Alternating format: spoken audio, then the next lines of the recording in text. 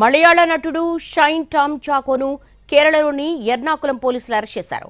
Shine Tom choco drugs వాడుతున్నట్టుగా పోలీసులు నిర్ధారించుకున్నారు. అందుకు తగ్గ ఆధారాలు కూడా సేకరించారు.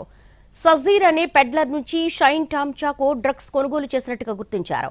వాళ్ళిద్దరి మధ్య జరిగిన డిజిటల్ ట్రాన్సాక్షన్స్ ఆధారంగా డ్రగ్స్ కొనుగోలు నిర్ధారించారు పోలీసులు. దాంతో చాకోని ఉదయం అదుపులోకి తీసుకున్నారు పోలీసులు. దాదాపు 5 గంటల పాటు అతన్ని ప్రశ్నించారు. తాను సింథటిక్ డ్రగ్స్ వాడినట్టు చాకో పోలీసుల ముందు ఒప్పుకున్నాడు.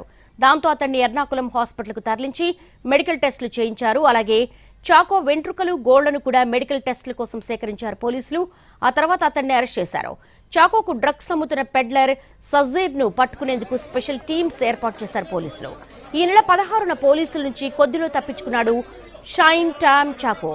కొచ్చిలోని ఓ హోటల్లో డ్రగ్స్ వినియోగిస్తున్నాడన్న సమాచారం రావడంతో నార్కోటిక్ పోలీసుల టీం అక్కడ రైడ్ చేసింది. పోలీసులు హోటల్కు రావడానికి కొద్దిసేపటి ముందే షైన్ టామ్ పారిపోయాడు.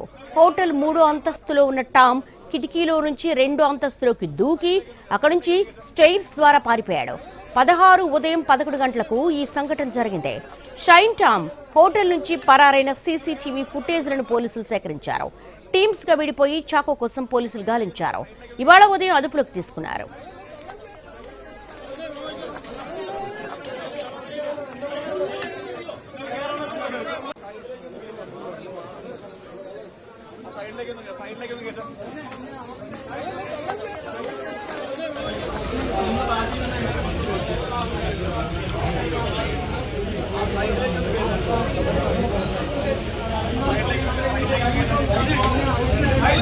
Hey,